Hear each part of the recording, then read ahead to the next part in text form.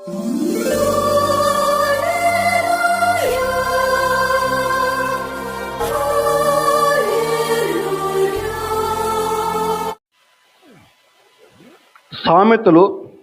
22వ అధ్యాయము 8వ వచనం.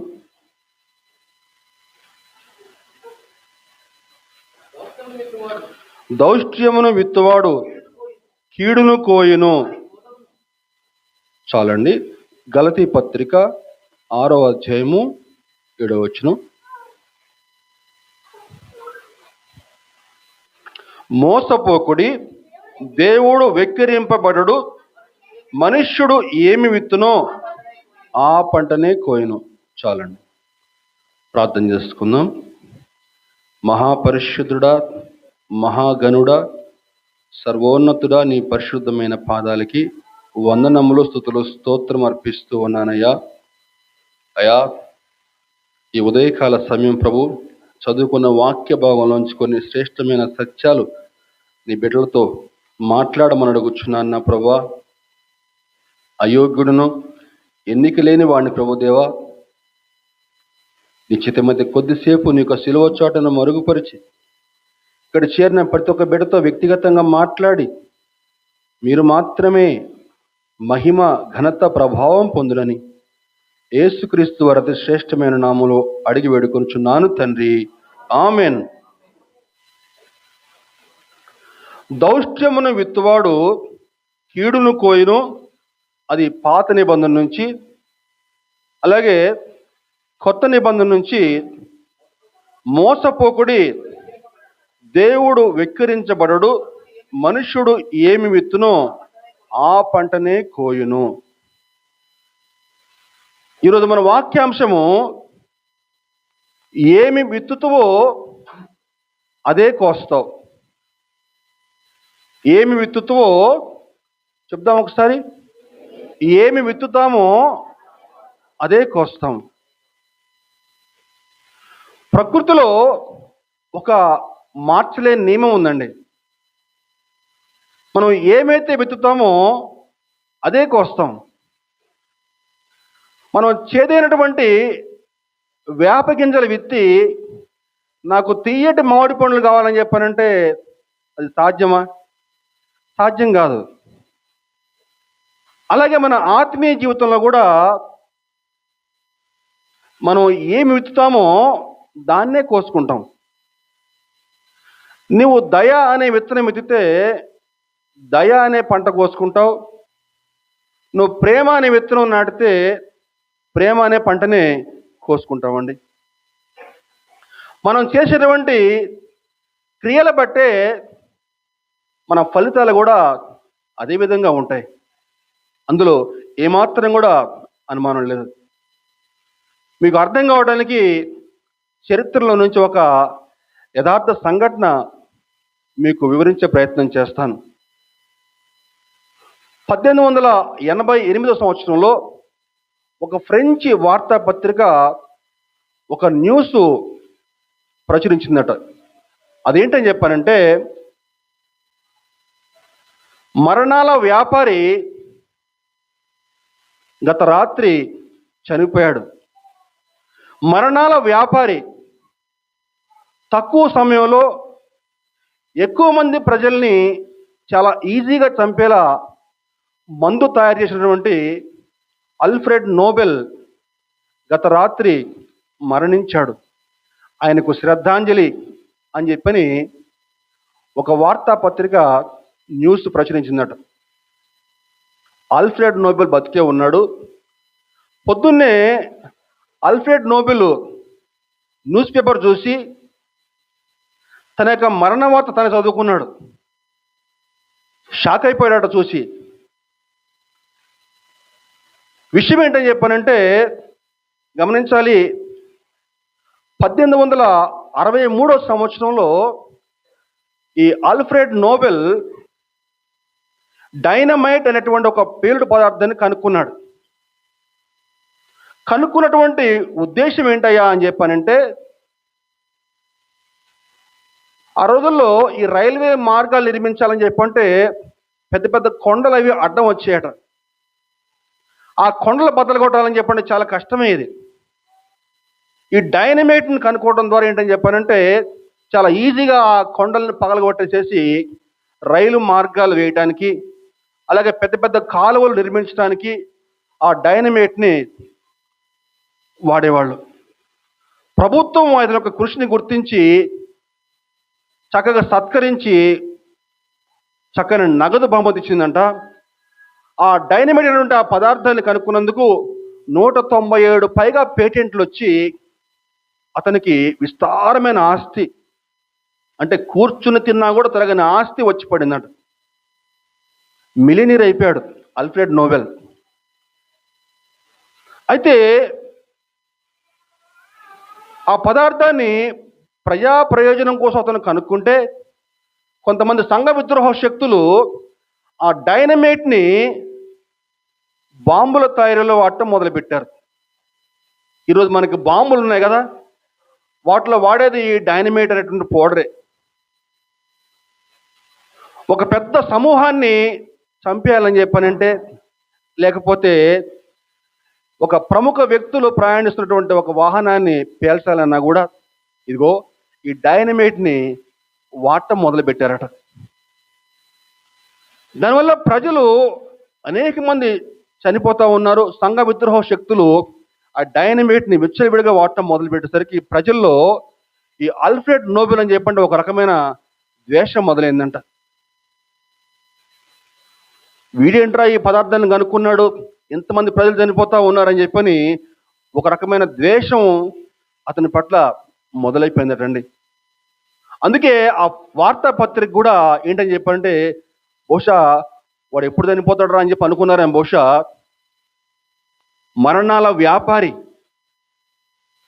ప్రజలను తక్కువ సమయంలో ఎక్కువ మందిని చంపగలిగేలా మందు కనుక్కున్నటువంటి మరణాల వ్యాపారి గత రాత్రి చనిపోయాడు, అతనికి శ్రద్ధాంజలి అని చెప్పని పేపర్లో న్యూస్ వచ్చిందంట. అది చూసిన నోబెల్ షాక్ అయిపోయాడట. షాక్ అయిపోయి నేను రేపటి రోజు చనిపోతే ఈ ప్రపంచం నన్ను ఈ విధంగా గుర్తుంచుకుంటుందా? ఒక మరణాన్ని విత్తినవాడుగా, ఒక విధ్వంసాన్ని విత్తినవాడుగా ఈ ప్రపంచం నన్ను జ్ఞాపకం చేసుకుంటుందా? అయ్యో అని చెప్పని వెంటనే లాయర్ని పిలిపించి తన వీలునామా తిరిగి రాయించాడట. ఏంటని చెప్పానంటే,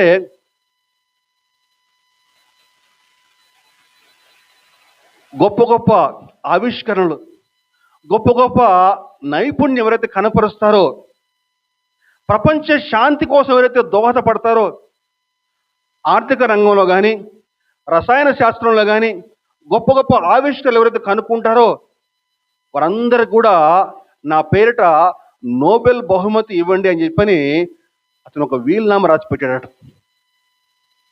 అంటే విధ్వంసాన్ని మరణాన్ని విత్తినవాడుగా కాకుండా ఈ ప్రపంచం నన్ను శాంతిని విత్తినవాడుగా, విజ్ఞానాన్ని విత్తినవాడుగా ఈ ప్రపంచం నన్ను జ్ఞాపకం చేసుకోవాలని చెప్పని ఆల్ఫ్రెడ్ నోబెల్ ఒక వీలునామాలో రాసి పెట్టాడటండి. దేవునికి స్తోత్రం, హల్లెలూయా. ఆ రోజు నుంచి కూడా జాతి కుల మత భేదం లేకుండా, దేశ ప్రాంత భేదం లేకుండా ఎవరైతే వైజ్ఞానిక శాస్త్రంలో గొప్ప గొప్ప ఆవిష్కరణలు ఎవరైతే చేస్తూ ఉంటారో, ప్రపంచ శాంతిని ఎవరైతే నెలకొల్పుతారో వారందరూ కూడా నోబెల్ బహుమతిని ఇవ్వటం మొదలుపెట్టారండి. తన ఆస్తి అంతా కూడా వారికి వెళ్ళిపోవాలని చెప్పని వీలునామా రాశాడండి. ఈరోజు నోబెల్ బహుమతి అని చెప్పంటే తెలియని వారు ఎవరు లేరు. మొన్న ట్రంప్ గారు కూడా రష్యా ఉక్రెయిన్ మధ్య నేను యుద్ధాన్ని ఆపేశాను కాబట్టి నాకు నోబెల్ బహుమతి ఇవ్వాల్సిందే అని చెప్పని మంకుపట్టి పట్టాడు పాపం. కానీ నోబెల్ బహుమతి అడుక్కుంటే వచ్చేది కాదు, కొనుక్కుంటే వచ్చేది కాదు. స్వీడన్ దేశంలో నోబెల్ కమిటీ ఒకటి ఉంటుంది, ఒక పెద్ద నిపుణుల కమిటీ ఉంటుంది అనమాట. ఎవరికి నోబెల్ బహుమతి ఇవ్వాలని చెప్పిన ఒక కమిటీ అందరూ కూడా కూర్చుని ప్రతిపాదనలు పంపి ఒక ఓటింగ్ నిర్వహించి, సంవత్సరం అంతా కూడా ఓటింగ్ నిర్వహించి ఒక పలానా వాడికి ఇస్తే బాగుంటుందని చెప్పని ఒక కమిటీ వేస్తారట. అప్పుడు ఆ నోబెల్ బహుమతిని ఇస్తారండి. నోబెల్ బహుమతి వచ్చిందని చెప్పారంటే ప్రపంచాన్ని జయించినంత. ఇదిగో ఆ నోబెల్ గారికి అవకాశం వచ్చింది కాబట్టి అతను మేల్కొన్నాడండి. ఈ ప్రపంచం నన్ను మరణాన్ని విత్తిన వాడిగా కాకుండా, విధ్వంసాన్ని విత్తిన వాడిగా కాకుండా, శాంతిని విత్తిన వాడుగా, విజ్ఞానాన్ని విత్తిన వాడిగా గుర్తుపెట్టుకోవాలని చెప్పని ఆ యొక్క వీలునామా రాసి చనిపోయాడు. కాబట్టి ఈరోజు ఆ ఆల్ఫ్రెడ్ నోబెల్ని ఈ ప్రపంచం జ్ఞాపకం చేసుకుంటా ఉందండి. దేవునికి స్తోత్రం, హల్లెలూయా. ఈరోజు మన ఆత్మీయ జీవితంలో కూడా ఈరోజు మనం ఎటువంటి విత్తనాలు విత్తుతూ ఉన్నాం? నీ కుటుంబ జీవితంలో ఎటువంటి విత్తనాలను విత్తుతూ ఉన్నావు? నీ చుట్టుపక్కల వారితోటి ఎటువంటి విత్తనాలను విత్తుతూ ఉన్నావు? నీ చుట్టుపక్కల వారితో నీ కుటుంబ జీవితంలో నువ్వు ప్రేమ అనే విత్తనం విత్తితే తిరిగి మళ్ళా ప్రేమ అనే పంటను కోసుకుంటావు. నువ్వు విద్వేషపు విత్తనాలు నాటితే నువ్వు విద్వేషాన్నే తిరిగి పంటగా కోసుకుంటావు. నువ్వు దయ అనే విత్తనం నాటితే నువ్వు దయ అనే పంటను కోసుకుంటావు. విధేయత అనే విత్తనాన్ని నాటితే దేవుని వద్ద నుంచి ఆశీర్వాదం అనే పంటను కోసుకుంటావు. లేవికాండంలో ఒక చక్కని మాట ఉంది, చూద్దాం ఒకసారి. లేవికాండం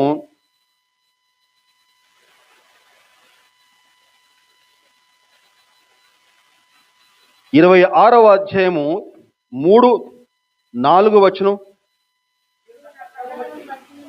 మీరు నా కట్టడలను బట్టి నడుచుకుని నా ఆజ్ఞలను ఆచరించి వాటిని అనుసరించి ప్రవర్తించిన ఎడలా, ప్రవర్తిస్తే అంటే నా మాటలకి విధేయత చూపితే, నువ్వు విధేయత చూపితే, దేవుని మాట ప్రకారం నీ జీవితాన్ని కట్టుకుంటే, దేవుని మాట ప్రకారం నీ జీవితాన్ని కట్టుకుంటే, వాక్యానుసారం నీ జీవితాన్ని జాగ్రత్తగా నడుపుకుంటే ఏం చెప్తున్నాడు అక్కడ?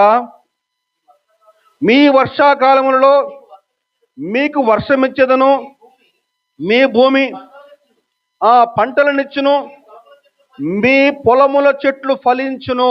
అదండి విధేయతని విత్తనం నాటితే.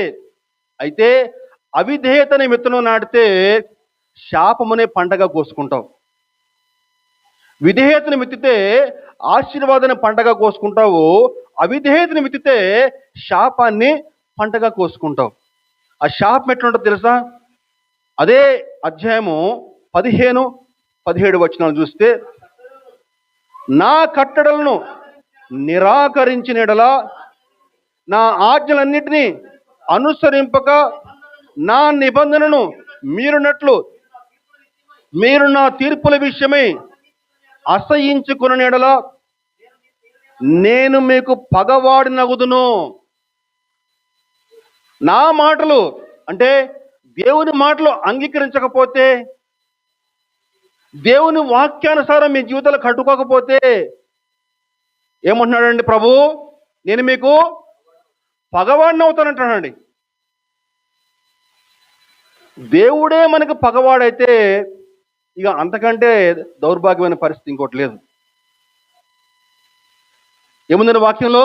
నేను మీకు పగవాడినగుదును, మీ శత్రువుల ఎదుట మీరు చంపబడెదరు, మీ విరోధులు మిమ్మును ఏలెదరు, మిమ్మును ఎవరు తరమకపోయినను మీరు పారిపోయేదరు. ఎప్పుడండి ఇవి?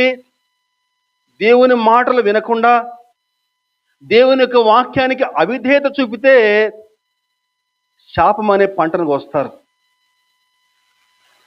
దేవుని యొక్క వాక్యానికి విధేయత చూపితే ఆశీర్వాదం అనే పంటను కోస్తారండి. ఈరోజు మన జీవితాలు ఎలా ఉన్నాయి? ఒక్కసారి పరిశీలన చేసుకుందామండి. దేవుని యొక్క వాక్యానికి విధేయత కలిగి జీవిస్తున్నామా? దేవుని యొక్క వాక్యానికి అవిధేయులుగా జీవిస్తున్నామా? మోసపోకుడి, దేవుడు వెక్కిరించబడడు. ఈరోజు బైబిల్లో నుంచి కొన్ని ఆత్మీయ సత్యాలు మీకు వివరించే ప్రయత్నం చేస్తానండి. శ్రేష్టమైన సత్యాలు జాగ్రత్తగా మనసు లగ్నం చేసి వినాలని ప్రభుపేట మనవి చేస్తా ఉన్నాను. మొట్టమొదటిగా ఒక 3 అంశాలు వివరిస్తాను. మొట్టమొదటి అంశం ఏంటని చెప్పానంటే, కీడును విత్తువాడు మరణమును కోస్తాడు.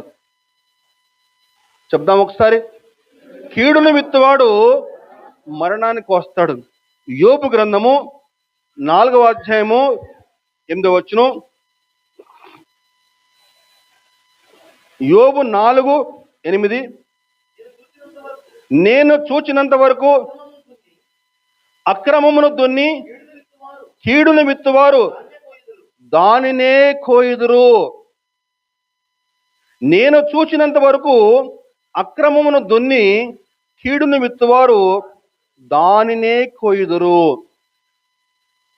గమనించండి, వ్యవసాయము ప్రధాన ఆధారంగా చేసుకున్నటువంటి రైతులు మనం పరిశీలన చేస్తే, వ్యవసాయం చేసేటప్పుడు వాళ్ళు ఎంతో శ్రద్ధగా అరకబట్టి పొలాన్ని దున్నుతున్నప్పుడు రాళ్ళు రప్పలు అన్నీ వస్తే అన్నీ జాగ్రత్తగా పక్కకు ఏరేసేసి, ఏమండి, ఆ ముళ్ళ కంపలో కంచెలన్నీ పక్క తీసి చాలా శ్రద్ధగా పొలాన్ని దున్నుతారు.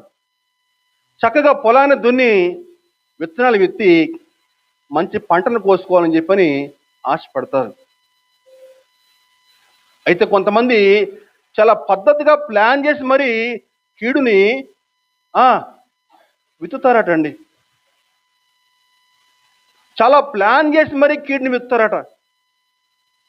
అయితే ఆ విధంగా ప్లాన్ చేసి మరి కీడుని విత్తే వాళ్ళు మోసపోకుడి, దేవుడు వెక్కిరించబడడు. ఆ విధంగా కీడుని విత్తితే ఏం కోస్తారట? మరణాన్ని కోస్తారటండి. హామాను అని చెప్పని ఒక వ్యక్తి ఉన్నాడు మనకి చరిత్రలో. హామాను. ఈ హామాను అనే వ్యక్తి అతడు అగగీయుడు, అగగు వంశానికి చెందినవాడు. మనకి చరిత్రలో మనకి సౌలు మహారాజు కాలంలో దేవుని యొక్క ఆజ్ఞ మేరకు సమూయేలు వెళ్ళి చెప్తాడు సౌలుకి, నైనా అమాలేకీయుల్ని మొత్తం అందరినీ కూడా చంపేసే అని చెప్తే, సౌలు అమాలేకీయుల్ని అందరిని చంపకుండా అగగు రాజుని జాగ్రత్తగా పక్కనే కూర్చోబెట్టుకుంటాడు. అప్పుడు సమూయేలు వెళ్ళి సౌలు మీద కోప్పడతాడు. ఈ అగగు రాజుని చంపేస్తాడు సమూయేలు. అది వేరే విషయము. అయితే నేను చెప్పే విషయం ఏంటని చెప్పానంటే, అగగీయులకి ఇశ్రాయేలులకి అసలు పడదు. ఇశ్రాయేలు అని చెప్పండి దేవుని బిడ్డలు. అంటే దేవుని బిడ్డలు ఎలాగైనా నిర్మూలించాలి అనుకునే వంశానికి చెందినవాడు ఈ హామాను. మొర్దెకై తనకు నమస్కారం చేయలేదని చెప్పని, మొర్దెకై మీద కోపంతో యూదా జాతి మొత్తాన్ని సంహరించాలని చెప్పని చాలా జాగ్రత్తగా కీడుని ప్లాన్ చేశాడు ఈ హామాను. రాజుగారికి యూదుల మీద రకరకాల మాటలు చెప్పి, రాజా, మన దేశంలో ఒక జాతి విస్తరిస్తూ ఉంది, వారు గనక విస్తరిస్తే రేపటి రోజు నీ సింహాసనానికి ఎసరు పెడతాడు, కాబట్టి ఆ జాతి మిగలకూడదని చెప్పని నానా మాటలు చెప్పి రాజుగారి వద్ద నుంచి ఒక మరణ శాసనాన్ని పుట్టిస్తాడు. దేశం మొత్తంలో ఉన్న యూదులు మొత్తం కూడా సంహరించబడాలని చెప్పని ఒక శాసనం పుట్టిస్తాడు. శాసనం పుట్టించి మొర్దెకైని ఒక ఉరికొయ్యను ఎక్కి చంపాలని చెప్పని ఒక 50 మూరల ఉరికొయ్య తన ఇంట్లో జాగ్రత్తగా సిద్ధం చేసి పెడతాడు. ఎన్ని మూరలు? 50 మూరల ఉరికొయ్య. ఏంటి వాడు ప్లాన్ ఏంటని చెప్పానంటే, మొర్దెకై చచ్చిపోవాలి, నా కళ్ళతోటి నిన్ను చూడాలి, నా ఇంటి ముందు నా ఇంట్లోనే వాడిని ఉరి తీయాలని చెప్పని ఒక 50 మూరల ఉరికొయ్య సిద్ధం చేస్తాడు. అయితే చివరికి ఏమైందని చెప్పానంటే, ఏ ఉరికొయ్య వాడు సిద్ధం చేశాడో అదే ఉరికొయ్య మీద హామాను ఉరి తీయబడ్డాడండి. దేవునికి స్తోత్రం, హల్లెలూయా. హామాను ఉరి తీయబడతాడు. హామాను యొక్క పోస్టు మొర్దెకైకి వచ్చేస్తుంది. కీడును విత్తేవారు మరణాన్ని కోస్తారు. చారిత్రక నేపథ్యం చూసుకుంటే, చరిత్రలో ఫ్రెంచ్ విప్లవం అని చెప్పని మీకు మనలో చాలా మందికి తెలిసి ఉంటుంది. మేడం గారు తెలుసు ఫ్రెంచ్ విప్లవం అని చెప్పని, టీచర్ కాబట్టి. ఫ్రెంచ్ విప్లవంలో రోబోస్పియర్ అని చెప్పని ఒక నాయకుడు ఉండేవాడు. ఏం పేరండి? రోబోస్పియర్. ఒక శక్తివంతమైనటువంటి నాయకుడు ఉండేవాడండి రోబోస్పియర్. తన యొక్క శత్రువుల్ని చాలా జాగ్రత్తగా కీడుని ప్లాన్ చేసి ఎలా చంపేవాడని చెప్పానంటే, గిలెటన్ అనే ఒక యంత్రాన్ని సిద్ధం చేసి పైన రంపం ఉంటుందండి. ఆ పైన రంపం కనిపిస్తూ ఉంటుంది చూడండి, బ్లాక్గా.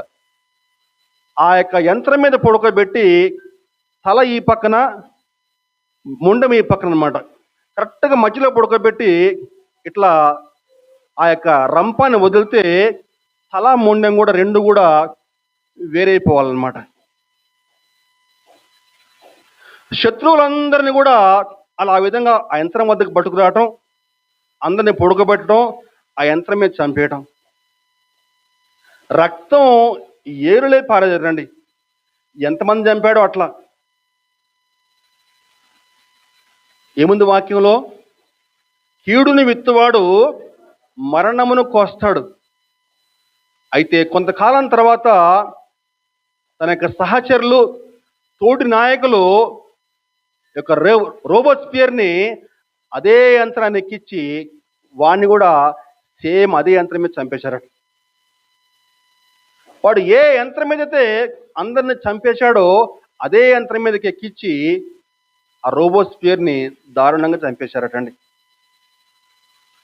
వాడు భయాన్ని విత్తాడు, కీడుని విత్తాడు, చివరికి మరణాన్ని పంటగా కోసుకున్నాడండి.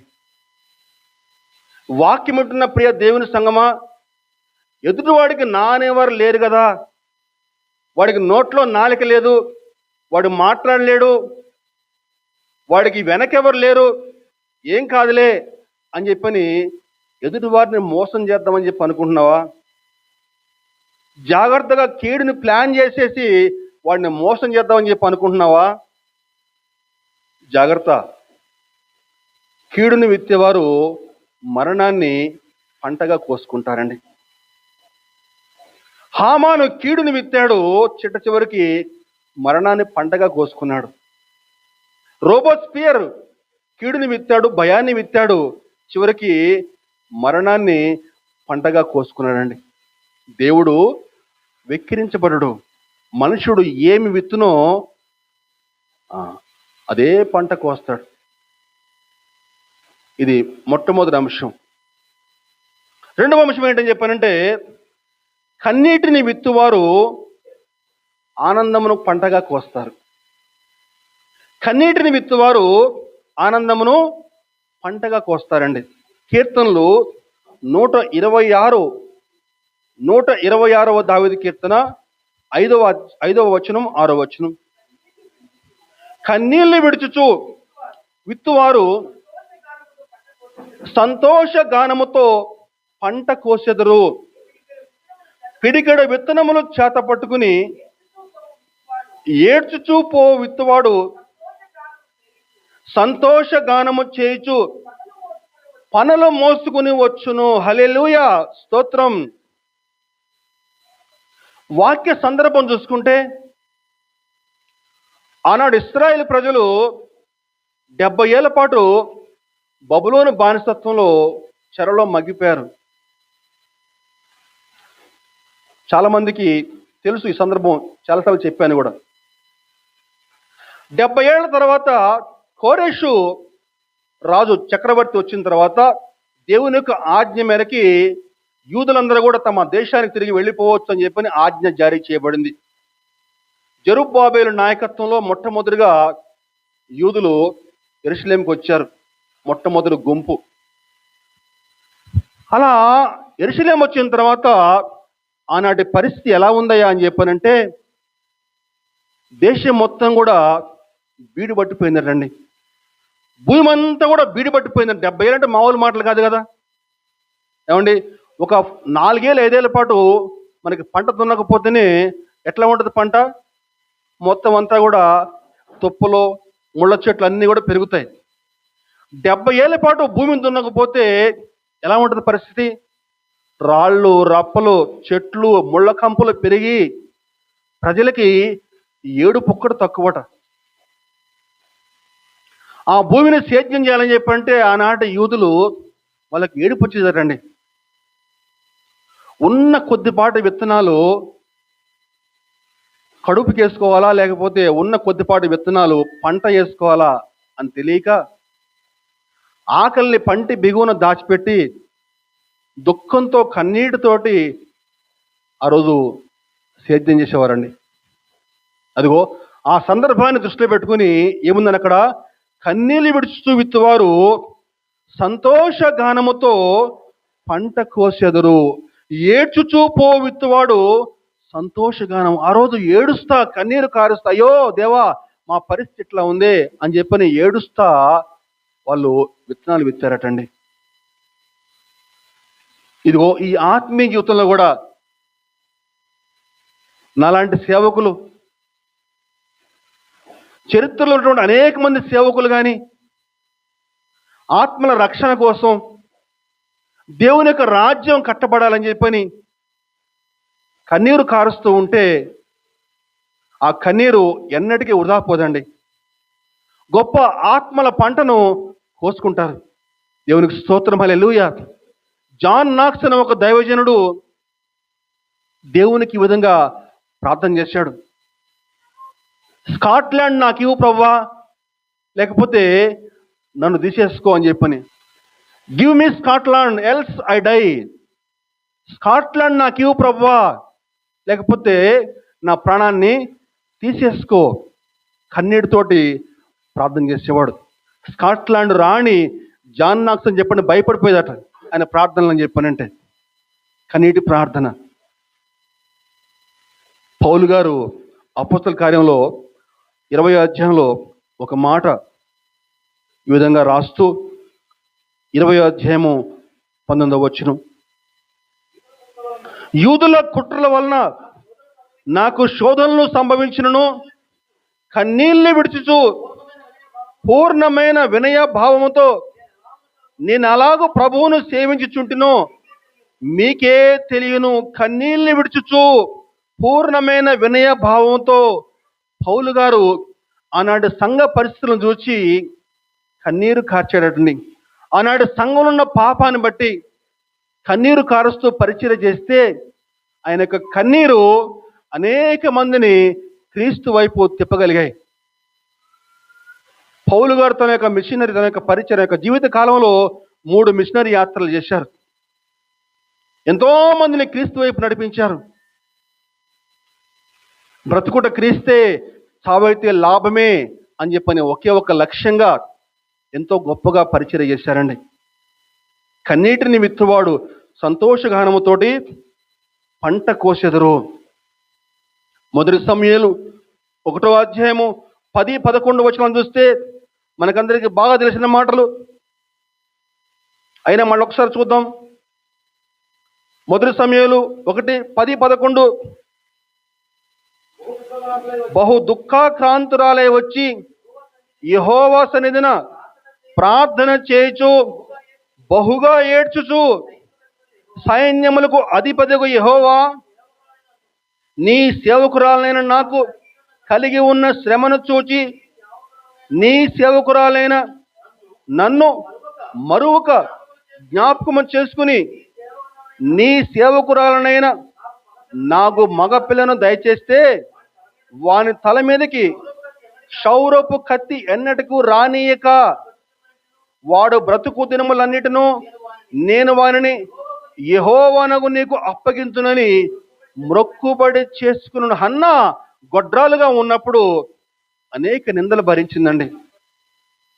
అయితే ఆమె దుఃఖము ఎదుటివారికి కనిపించకుండా యెహోవా సన్నిధికి వెళ్ళి కన్నీటితోటి ప్రార్థన చేస్తూ వచ్చింది. రోజులు, నెలలు ఆ విధంగా కన్నీరు కారుస్తూ ప్రార్థన చేస్తే ఆమె కన్నీటికి ఇశ్రాయేలు జాతిని ప్రభావితం చేయగల ఒక దైవజనుడిని ఆమె పంటగా కోసుకుందండి. ఇశ్రాయేలు జాతిని సమూయేలు గొప్పగా ప్రభావితం చేశాడు. 2 రాజుల్ని అభిషేకించాడు. ఆనాడు సమూయేలు మాట్లాడుతూ ఉంటే సాక్షాత్తు దేవుడే దిగి వచ్చి మాట్లాడుతున్నాడా అన్నట్లుగా అనిపించేదటండి. అటువంటి గొప్ప నాయకుడిని, అటువంటి గొప్ప దైవజనుడిని హన్నా పంటగా కోసుకుంది. కన్నీటి ప్రార్థన యొక్క విలువ చెప్తా ఉన్నాను. హిజ్కియాకి మరణ శాసనం వచ్చినప్పుడు హిజ్కియా కన్నీటితోటి ప్రార్థన చేస్తే దేవుడు హిజ్కియా యొక్క ప్రార్థన ఆలకించి 15 సంవత్సరాల ఆయుష్ని హిజ్కియా పంటగా కోసుకున్నాడండి. దేవునికి స్తోత్రం కలుగును గాక. హల్లెలూయా. యెషయా గ్రంథం 38వ అధ్యాయము 3వ వచనం.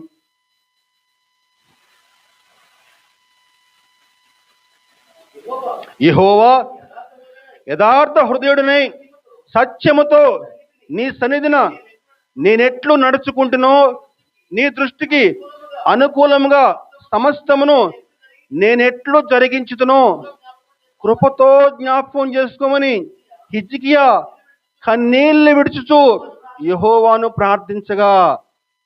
కన్నీటి ప్రార్థన. హిజ్కియా కన్నీటితో ప్రార్థన చేయగా దేవుడు హిజ్కియా ప్రార్థన ఆలకించి ఎంతకాలం అండి? 15 సంవత్సరాల పాటు. ఎంతకాలం అమ్మా? 15 ఏళ్ల పాటు ఆయుష్ను పంటగా కోసుకున్నాడండి.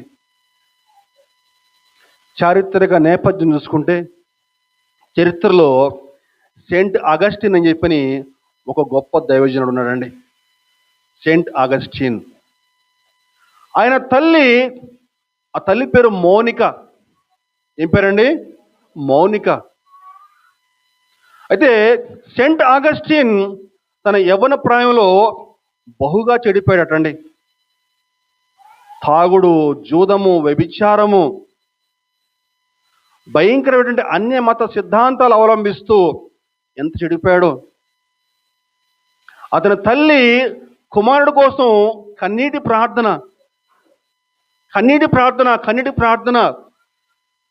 ఆమె ప్రార్థన చూసి బిషపులు ఆశ్చర్యపోయేవాళ్ళట. అమ్మా, ఇంతగా నీ కుమారుడు కోసం ప్రార్థన చేస్తా ఉన్నావు కదా, నీ ప్రార్థన వృధా అయిపోదమ్మా. తప్పకుండా నీ కుమారుడు దేవుని చేత పట్టబడతాడు. అంతగా కుమారుడు కోసం కన్నీటి ప్రార్థన చేసేదాన్ని తల్లి మోనిక. ఆమె ప్రార్థనలో వృధా అయిపోలేదండి. దేవుడు ఆమె ప్రార్థనలో ఆలకించాడు. ఒకనాడు అగస్టిన్ దేవుని చేత పట్టబడ్డాడు. అగస్టిన్ కాస్త సెయింట్ అగస్టిన్గా మారిపోయాడు. తాను మారటమే కాదు, అనేక మందిని దేవుని వైపు నడిపించి క్రీస్తు సువార్తను అనేక మందికి చాటి చెప్పాడు. సెయింట్ అగస్టిన్ హిప్పో అని చెప్పని ఆయనకి పేరు వచ్చిందండి. ఒక తల్లి కన్నీటి ప్రార్థన ఒక గొప్ప దైవజనుణ్ణి పంటగా కోసుకోగలిగిందండి. ఆనాటి కాలంలో ఎవరైనా ఈ విధంగా కన్నీటితో ప్రార్థన చేస్తూ ఉంటే ఆ కన్నీటిని వృధాగా పోనిచ్చేవారు కాదటండి. ఆ కన్నీటిని ఒక బుడ్డులో జాగ్రత్తగా భద్రం చేసేవారటండి. అంటే కన్నీటికి అంత విలువ ఉంది. ఈరోజు నీ కుటుంబం కోసం, నీ పిల్లల కోసం నువ్వు కన్నీటితో ప్రార్థన చేస్తే నీ ప్రతి కన్నీటి బొట్టుకి దేవుని దగ్గర ఒక లెక్క ఉంటుంది. దేవుడు నీ కన్నీటిని ఎప్పుడు కూడా మర్చిపోయేవాడు కాదు. ఈరోజు నీ కుటుంబంలో మార్పు చెందిన నీ బిడ్డల కోసం, రక్షణ లేని వారి కోసం కన్నీటి ప్రార్థన చేయగలుగుతున్నారా? ఎంతసేపు కన్నీటి ప్రార్థన చేయగలుగుతున్నారు? ఉపవాస ప్రార్థనకు రమ్మని చెప్పానంటే ఎక్కడ లేని నొప్పులు అప్పుడే వచ్చేస్తాయి.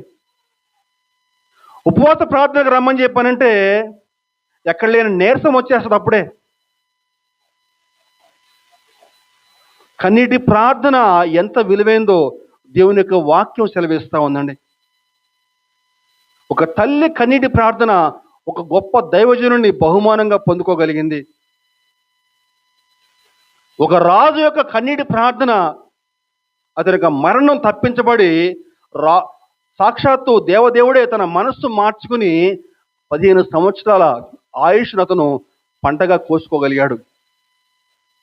హన్నా యొక్క కన్నీటి ప్రార్థన ఇశ్రాయేలు జాతిని ప్రభావితం చేయగల ఒక గొప్ప దైవజనుణ్ణి పంటగా కోసుకుందండి. ఈరోజు మన యొక్క ప్రార్థన జీవితం, మన ఆత్మీయ జీవితాలు ఎలా ఉన్నాయి? వ్యక్తిగతంగా పరిశీలన చేసుకుందామండి. కన్నీటిని విత్తువారు సంతోషగానముతోటి పంట కోసుకొనెదరు. చిట్ట చివరగా 3వ అంశము, శరీరేచ్ఛలను విత్తువారు క్షయమనే పంట కోస్తారు. శరీరేచ్ఛలను విత్తువారు క్షయమనే పంట కోస్తారు. చెప్తాం ఒకసారి. శరీరేచ్ఛలను విత్తువారు క్షయమనే పంట కోస్తారు. గలతీ పత్రిక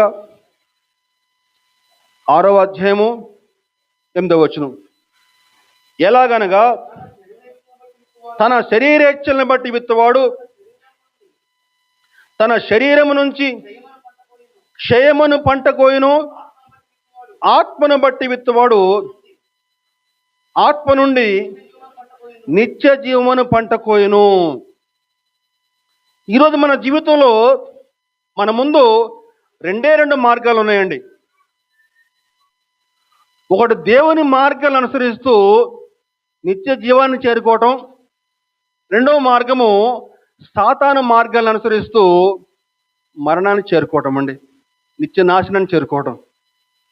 దేవుని మార్గాలను అనుసరిస్తూ నిత్య జీవం చేరుకోవడం ఒక మార్గం అయితే, సాతాను మార్గాలను అనుసరిస్తూ నిత్య నాశనం కోరుకోవటం.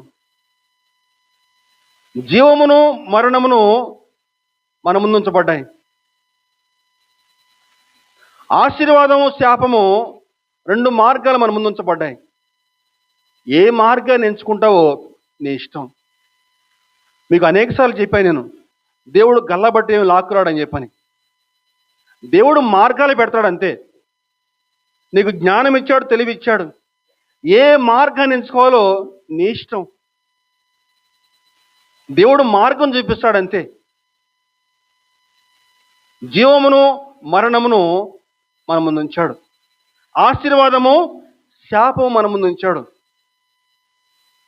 ఏముంది వాక్యంలో? శరీరేచ్ఛను బట్టి విత్తువాడు తన శరీరం నుండి క్షయమును పంట కోయును, ఆత్మను బట్టి విత్తువాడు ఆత్మ నుండి నిత్య జీవమును పంట కోయును. ప్రసంగిలో సొలొమోను గారు ఒక చక్కని మాట మాట్లాడితే ఏమని చెప్పారంటే, ఓ యవనుడా, గుర్తున్నారు కన్నా, గుర్తుందండి? ప్రసంగి 11:9, యవనుడా నీ యవనమందు సంతోషపడుము, నీ యవ్వన కాలమందు నీ హృదయము సంతుష్టిగా ఉండనిమ్ము, నీ కోరిక చొప్పునను నీ దృష్టి యొక్క ఇష్టము చొప్పునను ప్రవర్తించుము. అయితే అయితే అయితే అనే క్లాజ్ ఉందండి అక్కడ. నీ ఇష్టం, ఎంజాయ్ యువర్ సెల్ఫ్. నీ ఇష్టం, ఎలా అయినా ఎంజాయ్ చేయి. నీ ఇష్టం, నచ్చిన చూడు, కోరిని తిను, నీ ఇష్టం, ఎలాగైనా చూడు, ఎలాగైనా చేయి. అయితే వీటన్నిటిని బట్టి దేవుడు నిన్ను తీర్పులోనికి తెచ్చునని జ్ఞాపకం ఉంచుకున్నాము. తీర్పు అనేది ఒకటి ఉందని చెప్పని జ్ఞాపకం ఉంచుకుని ఒళ్ళు జాగ్రత్తగా పెట్టుకున్నాడు నాయన అని చెప్తున్నాడు చివరిలో. ఎలా అయినా పోవచ్చు, ఏమండి, అవునా? ఎట్లయినా పోవచ్చు. కానీ అయితే వీటన్నిటిని బట్టి తీర్పులోనికి వస్తావని చెప్పి జ్ఞాపకం ఉంచుకుని జాగ్రత్తగా నడవమని చెప్పిన వాక్యం సెలవిస్తూ ఉందండి. శరీరేచ్ఛలు విత్తడం అంటే శరీర కార్యాలు అనుసరించి నడుచుకోవటం అండి. శరీర కార్యాలు స్పష్టమైనవి. ఏంటండి అవి శరీర కార్యాలంటే? గలతీ పత్రిక 5వ అధ్యాయము 19, అవేమనగా జారత్వము, అపవిత్రత, కాముకత్వము, విగ్రహారాధన, వ్యభిచారము, ద్వేషములు, కలహములు, మత్సరములు, క్రోధములు, కక్షలు, ఎక్సెట్రా ఎక్సెట్రా. ఇవన్నీ కూడా చాలండి. ఒక రైతు మేలు జాతి విత్తనాలు కొనుక్కుని మంచి పంట కావాలని చెప్పారంటే సారవంతమైన నేలను నాటితే మంచి పంట వస్తుంది. అంతే కదమ్మా? మేలు జాతి విత్తనాలు కొనుక్కుని మురుగు కాలువలో ఆ యొక్క విత్తనాలు వేసి నాకు మంచి పంట కావాలని చెప్పంటే వస్తాయా? రావు. సరి కదా? విత్తనం ఏమవుద్దమ్మా? కుళ్ళిపోద్ది. ఇదిగో శరీరేచ్ఛను బట్టి విత్తితే ఇదిగో ఇదే పరిస్థితి. శరీర ఇచ్చల్ని విత్తి నష్టపోయిన వాడు చరిత్రలో, మనకి బైబిల్ చరిత్రలో సంసోన్ ఉన్నాడండి. సంసోన్ని హిబ్రూ భాషలో షిమ్షోన్ అని చెప్పి అనేవారు. షిమ్షోన్, సంసోన్ కాదు, షిమ్షోన్ అని చెప్పానంటే ఇంగ్లీష్లో లిటిల్ సన్ అని అర్థం అండి. లిటిల్ సన్ అంటే చిన్న సూర్యుడు. దేవుడు సంసోన్ నుంచి ఎన్నో గొప్ప సంగతులు ఆశించాడు. ఒక సూర్యుడిలాగా ఉదయిస్తాడు సంసోన్ అని చెప్పి ఆశించాడు. సంసోను నాజీరు చేయబడ్డాడు. మహాబలవంతుడు సంసోను. అయితే సంసోను ఆ బలాన్ని ఎక్కడ విత్తాడయా అని చెప్పానంటే తిమ్నాత్ మార్గంలో విత్తాడు. ఆ విత్తనం ఎక్కడ విత్తాడని చెప్పానంటే దెలీలా వేశ్య దగ్గర విత్తాడు. ఆ విత్తనం తీసుకెళ్ళి, ఆ బలాన్ని తీసుకెళ్ళి సారేకు లోయలో ఒక వేశ్య దగ్గర విత్తాడు.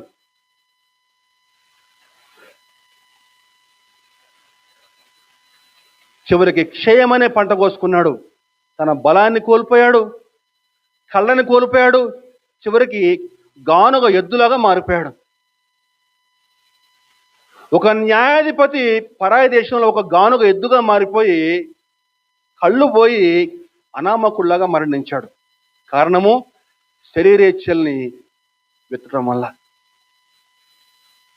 దేవుని వాక్యం సెలవిస్తూ ఉంది, శరీరేచ్ఛల్ని విత్తితే క్షయమనే పంట కోసుకుంటావు, అదే నీతిని విత్తితే శాశ్వతమైన బహుమానం పంటగా కోసుకుంటావు.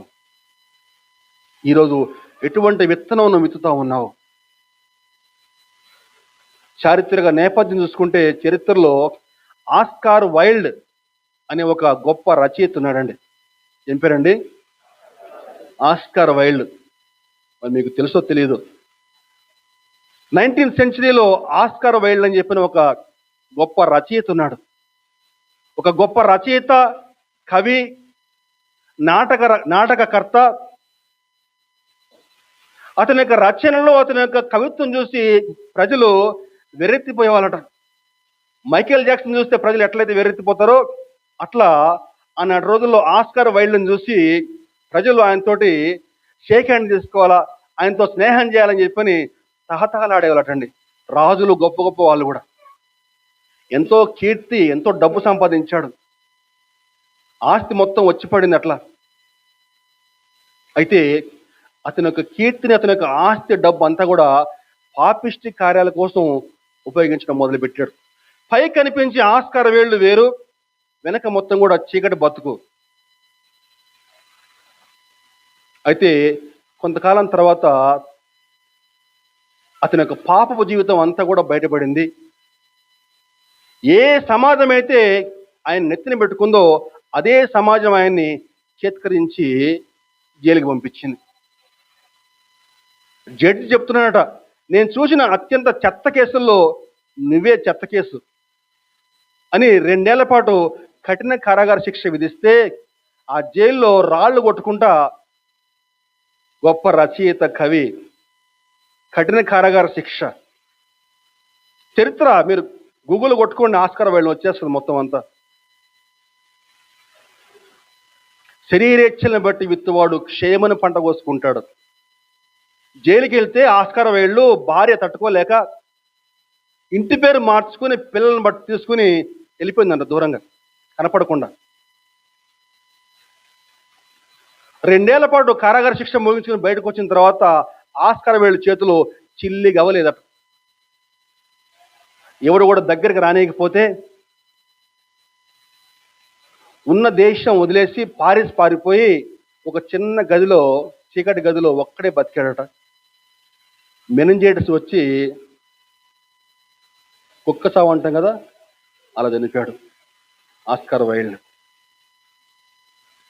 ఈరోజు నువ్వు ఎటువంటి విత్తనం విత్తుతా ఉన్నావు? శరీరేచ్ఛను బట్టి విత్తవాడు క్షయమని పంట కోసుకుంటాడు. ఆస్కార్ వైల్డ్ గొప్ప పేరు, కీర్తి, ప్రతిష్ట, డబ్బు, సంపాదన, కానీ సరైన మార్గాల వైపు వెళ్ళలేకపోయాడు. ఉన్న జీవితం ఎంజాయ్ చేయాలని చెప్పి అనుకున్నాడు. స్వేచ్ఛగా అనుభవించాలనుకున్నాడు. చెట్టు చివరికి క్షయమైన పంట కోసుకుని చరిత్రలో దారుణంగా మిగిలిపోయాడు. కానీ వాక్యం సెలవిస్తా ఉంది, నీతిని విత్తువాడు శాశ్వతమైన బహుమానం పొందుకుంటాడు. నీతి అంటే ఏంటండి? నీతి అంటే ఏంటమ్మా? అబ్రహాము దేవుని నమ్మెను, అది అతనికి నీతిగా ఎంచబడిను. అబ్రహాం దేవుని నమ్మాడు, విశ్వాసంతో నమ్మాడు. ఆధారం లేదు, అయినా సరే దేవుని యొక్క మాట నమ్మాడు. నేను గొప్ప జనముగా చేస్తాను అబ్రహామా. అబ్రహాం దేవుణ్ణి నమ్మి విశ్వాసంతో ముందుకెళ్ళిపోయాడు. అది అతనికి నీతిగా ఎంచబడను. శాశ్వతమైన బహుమానం పొందుకున్నాడు అబ్రహాం గారు. ఎటువంటి బహుమానం అండి? అబ్రహాం గారి యొక్క వంశంలో సాక్షాత్తు లోకరక్షకుడు జన్మించాడు. అబ్రహాం జీవితం ధన్యమైపోయిందండి. అబ్రహాం ఈనాడు మన మధ్య లేడు, కానీ సజీవంగా ఈనాడు అబ్రహాం మనతోటి మాట్లాడుతూ ఉన్నాడు. కారణము, నీతిని విత్తాడు, శాశ్వతమైన బహుమానం పొందుకున్నాడు. మోసపోకుడు దేవుడు, వెక్కిరించబడడు. నువ్వు ఏ విత్తుతావో, నువ్వు ఏ విత్తనాలు విత్తావో అవే పంటను కోసుకుంటావు.